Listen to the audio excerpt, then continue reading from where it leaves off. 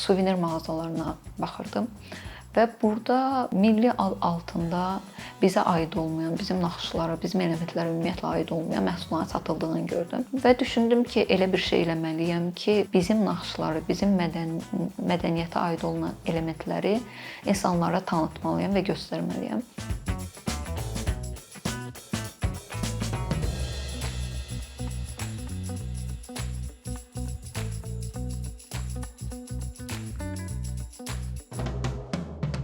Zili Azərbaycan mədəni irsini, mədəniyyətini gündəlik əşyalarda, məişət əşyalarında və bəzək əşyalarında təsvir edən yerli brenddir. Zili özü ifadə olaraq Zili adı xovsuz xalçadan götürülüb. Azərbaycanda bir neçə xovsuz xalça növü var. Palazdır, kilimdir, şəddədir. Ümumiyyətlə 2 növ xalça növü var. Xovlu xalçalarımız, xovsuz xalçalarımız. Sadəcə xovsuz xalçalarımızın bir neçə növü var. Bu kilimdir, şəddədir, cecimdir, palazdır. Eynilə də zilidir.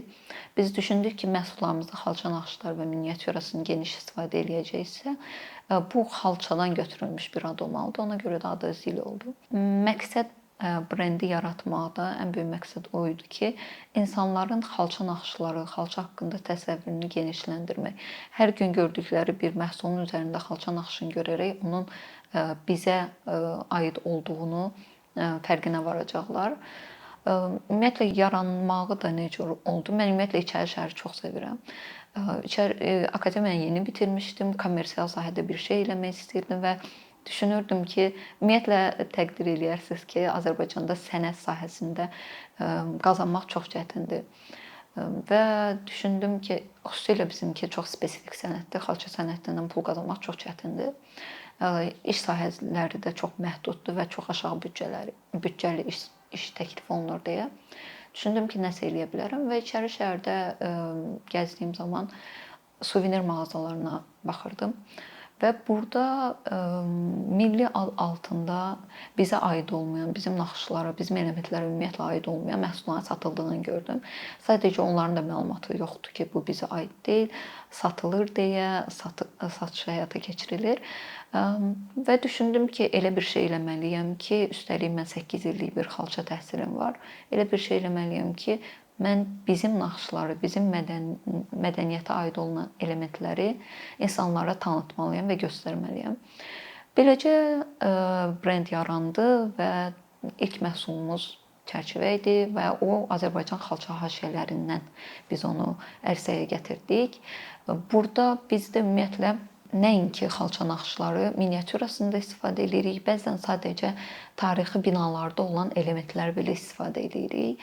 Ona görə mən həmişə deyirəm ki, Azərbaycanın ümumiyyətlə xüsusilə də Bakı şəhərində olan tarixi binalar, tarixi məhəllələr, tarixi küçələr mütləq şəkildə qorunub, bərpa olunub saxlanmalıdır. Çünki biz sənət adamlarının ilhamlandığı çox az şey olur və bu əsasən tarixi, belə deyim, qədimi bir element olur, bir nəsə, nə bilim, bir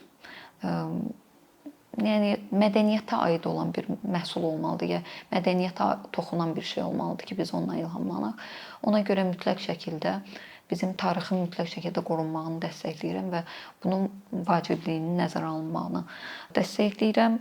Artıq 30-a qədər ziliyə məxsus məhsul var və bütün məhsulların arxasında naxış haqqında məlumat qoyulur və hansı ilə, bəzilərinin arxasında hansı ilə aid olduğu da təsvir olunur. Bu əsasən miniatyuraların arxasında olur ki, 15-16-cı əsr miniatyuraları istifadə edirik deyə bunu mütləq qeyd edirik. Azərbaycan xalça naxışları, ümumiyyətlə xalça 5 növə bölünür. Bu bölgələrə bölünüb belə deyək. Bu Quba-Şirvan bölgəsidir, Gəncə-Qazax bölgəsidir, Bakıdır, Təbrizdir və Qarabağ bölgəsidir. İstifadə etdiyimiz bütün naxışlar bu 5 bölgənin naxışları olur. Və bu 5 bölgənin naxışlarını da belə deyək, o bölgənin xalçalarından götürülür. Ümumiyyətlə Azərbaycanda naxışı qruplaşdıran şəxs Azərbaycan xalçaçı rəssam var Lətif Kərimov. Bu adam xalçalarda olan naxışları qruplaşdırıb. Həm bölgələrə uyğun qruplaşdırıb, həm həmin xalçaların simvolik mənasını yazıb, hansı ki bizə gəlib çatıb, hər hansı bir yerdən məlumat alınıb, araşdırılıb, həmin naxışlar haqqında, ideyası haqqında da məlumat var. Ümumiyyətlə Azərbaycan xalça naxışları məişət mövzusundadır. xalçalardır və zoomorf fiqurlardandır. Çünki o zaman belə deyim, nənə-babalarımızın toxuduğu xalçalar həm də məlumat xarakteri daşıyırdı. Məsələn, onların toxuduğu xalçaların üzərində olan elementlər hər hansı bir mənanı daşıyırdı. Məsələn üçün zoomorf fiqurlardan qoçdur bu. Qoç fiqurları ümumiyyətlə necə deyim, qəhrəmanlığı təmsil eləyirdi, belə deyim. Sonra orada olan quş təsvirləri xəbər müjdəçisi idi. Sonra hətta ana-bala quş olan ailəni təmsil eləyirdi. Və bunlar hamısı bir məişət mövzusunda olan naxışlardır. Sonra üçbucaq formalı naxışlar var. Onlar belə duanı, xeyir duanı təsvir eləyirdi və daha çox belə deyək də köçən gəlinlərin xalçalarında təsvir olunurdu və onlara belə deyim xeyir dua vermək məqsədi ilə istifadə olunurdu. Ümumiyyətlə qlobal bazarda bizim ümumiyyətlə brendin satış bəzi mağazalardan, bəzi satış yerlərindən daha doğrusu bizə siyahı verilir. Bu siyahıda turistlərin hansı ölkələrdən olduğu qeyd olunur. Və biz görürük ki, bizim məhsulların daha çox alıcısı turistlərdir. Ya xarici vətəndaşlar olur bunlar, ya yerli xaricdə yaşayan yerli vətəndaşlar olur. Çünki onlar bizə aid, Azərbaycana aid hər hansı bir elementi özlərindən xaricə daşımaq istəyirlər.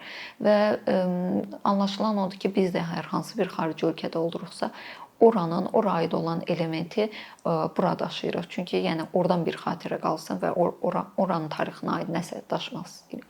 Və eləcə də bizim məhsullarda eyni belə deyim tendensiya baş verir və biz ümumiyyətlə özümüz də araşdırmışıq və bir müddət Etsy platformasında belə satış eləmişik. Ümumiyyətlə ən böyük əl işi bazarı dünyada Amazon Handmade-dir və Etsy platformasıdır. Bu iki platforma ən geniş yayılmış platformadır və burada olan spesifik əl işlərinin, yəni hansı ölkənin naxışlarını belə deyim təsvir edən əl işlər varsa, onların daha çox satıldığının şahidi oluruq. Azərbaycanda sadəcə bu platforma üzərində satış eləməkdə bizi belə deyək də məhdudlaşdıran şeylərdən biri odur ki, Azərbaycanda ümumiyyətlə bir logistika problemi var. Bu belə deyim həm maddi olaraq kiçik bir biznes sahibinin həmin bu logistik qaydalarla işləməyi daha çox çətindir və ikinci ən böyük problemlərdən biri odur ki, Azərbaycanda PayPal kimi platformaların əl çatan olmamaqdır və xaricə satmaq istəyiriksə, ən birinci bu məsələlər həllini tapmalıdır ki, biz xarici vətəndaşın, ümumiyyətlə xaricdə yaşayan bir azərbaycanlının ödəniş sistemini belə deyək, sadələşdirməliyik. Hal-hazırda bu təəssüf ki, əl çatan deyil. Və bir də ən böyük problemlərdən biri reklam büdcəsidir xarici platformalarda. Ümumiyyətlə Etsy üzərində, Amazon Handmade üzərində reklam büdcəsi çox yüksəkdir. Yəni kiçik bir biznes sahibi üçün orada önə çıxmaq bu böyük bir reklam büdcəsi istəyir və siz əgər kiçik biznes sahibisinizsə və bu belə deyim ödəniş sizə yəni bu ödəniş məbləği yüksəkdirsə, sizin artıq orada satış eləmə potensialınız çox aşağı düşür. Və mütləq şəkildə buna bir bilmirəm, dəstəkmi deyim, ya ümumiyyətlə mən düşünürəm ki, bəzən hətta belə bir şey düşünürəm ki, Azərbaycan dünyanın fərqli ölkələrində, məsələn üçün Avropada olsun, Amerikada olsun, hətta səfirliklərimiz olan belə deyim ölkələrdə kiçik yarmarkalar təşkil edə bilər sırf Azərbaycan məhsullarının orada təqdimatı üçün. Çünki onların ümumiyyətlə məlumatı çox azdır və bu hələ ki belə bir rəssamların rəsm əsərlərinin sərgiləri olur fərqli ölkələrdə ümumiyyətlə, amma sırf əl işləri görən insanların əl işləri görən brendlərin xarici ölkələrdə heç bir yarmarkasına mən rast gəlməmişəm. Bəlkə də məsələn üçün Dubayda olur əslində sərgilər təşkil olunur, sadəcə bu çox böyük bir məbləğ tələb eləyir. Yəni başqa ölkələrdə də elə, yəni böyük sərgilər olur, simpoziumlar olur. Oradakı necə deyim də yerin ancaq ödənişini eləyərək siz orada iştirak edə bilərsiniz və bu büdcələr çox yüksəkdir deyə kiçik biznes sahiblərinin orada iştirak qeyri-mümkündür. Amma bizdə çox möhtəşəm brendlər var ki, çox gözəl əl işlər var ki, yəni bu ölkə tərəfindən, ölkə belə deyim də səfirliklər tərəfindən xarici ölkədə təqdim oluna bilər və çox əminəm ki, çox gözəl geri dönüşlər alacaqlar bununla bağlı.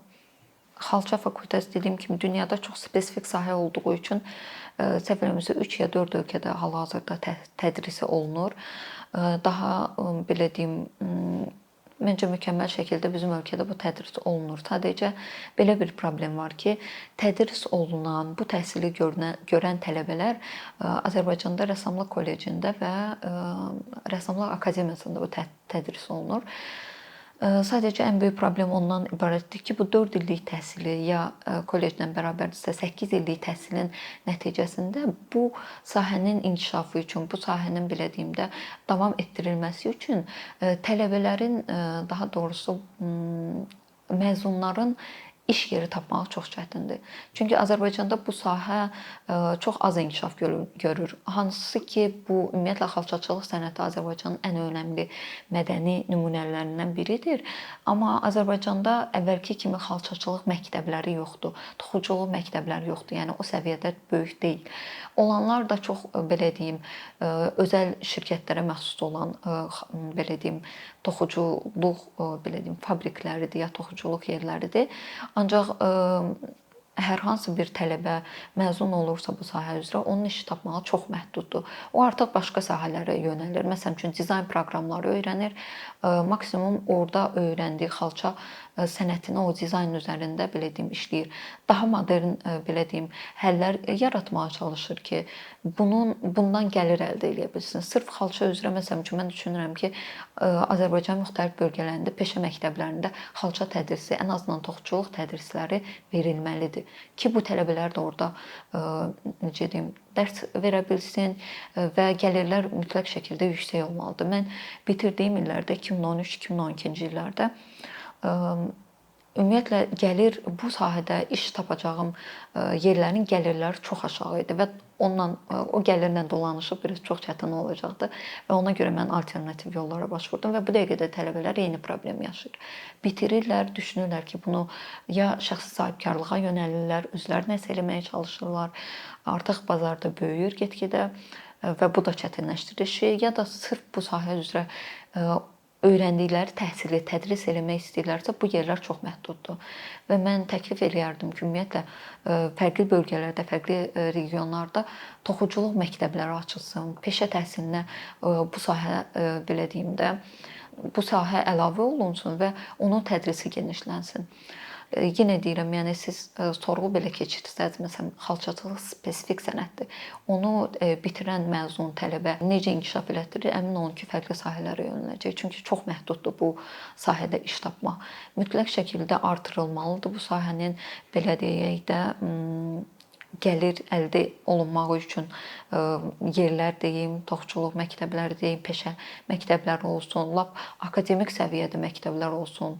Amma yəni hal-hazırda bu əlçatan deyil. Ümumiyyətlə əlçatan deyil bu sahədə gəlir əldə etmək.